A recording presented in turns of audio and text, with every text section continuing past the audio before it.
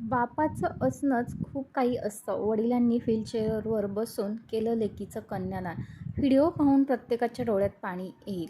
लेक माहेरचं सोनं, लेक सौभाग्याचं औक्षण, लेक बासरीची धुनं, लेक अंगणी पैंजण.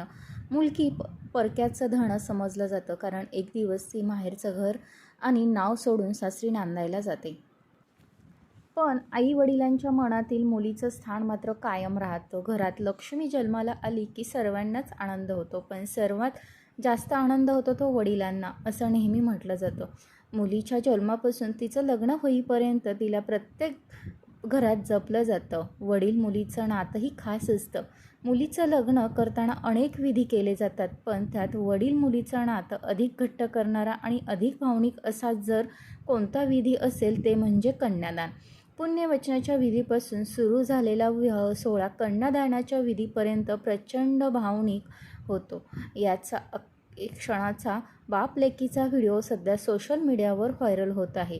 लग्न ठरलेल्या प्रत्येक मुलीनं आणि तिच्या वडिलांनी पाहावा असा व्हिडिओ आहे. श्रमलेल्या बापासाठी लेक नारळाचं पाणी, लढणाऱ्या लेकीसाठी माझा बाप माझी बुलंद कहाणी.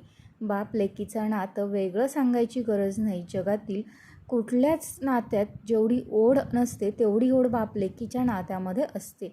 मुलींसाठी काहीही करू शकतो तो एकाच नात्यात हजारो नाती लेकीसाठी निभावत असतो. आयुष्यात कितीही मोठ्या संकटाची लाट येऊ देत बाबा हा किनाऱ्यासारखा भक्कम उभा राहतो. बापाचं असणं खूप काही असतं, हेच या व्हिडिओमध्ये आपल्याला पाहायला मिळत आहे. या व्हिडिओमध्ये आपण पाहू शकतो की लेकीचं लग्न आहे आणि वडिलांना अर्धांगवायूचा त्रास असल्यानं त्यांना उभा राहता येत नाही. अशावेळी ते व्हीलचेअरवर बसून लेकीचं कन्यादान करत आहेत. यावेळी आता वडिलांपासून लांब जाण्याचं दुःख लेकीच्या चेहऱ्यावर दिसत आहे, तर वडीलही आपले अश्रू लपवताना दिसत आहे. त्यांचा कंठ दाटून आला आहे. मात्र म्हणतात ना, डोळ्यातलं पाणी डोळ्यातच जिरवण्याची ताकद ही फक्त एका बापामध्ये असते. मुलीला मात्र अश्रू अनावर झाले आहेत. आपल्याला हक्काचं घर आता माहेरच होणार आहे, आता आपलं धन होणार आहे, ही भावना जणू या मुलीच्या चेहऱ्यावर दिसत आहे. तर लेक जाणार म्हणून आईलाही अश्रू अनावर झाला आहे.